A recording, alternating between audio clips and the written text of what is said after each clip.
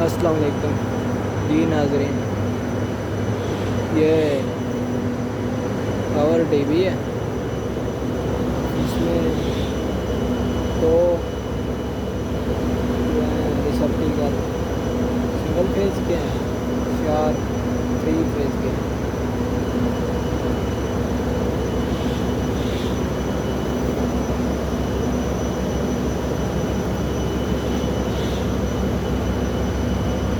ये 16 एम्पेयर का है सिंगल फेज का, और ऊपर वाला 64 एम्पेयर का है।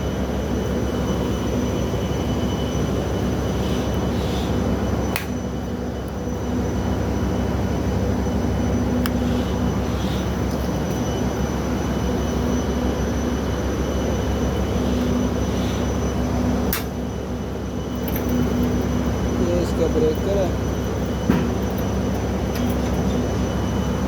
ये टीवी है, यहाँ से आगे आउटपुट तारें ली जाती हैं। चैनल को सब्सक्राइब करें लाजमी।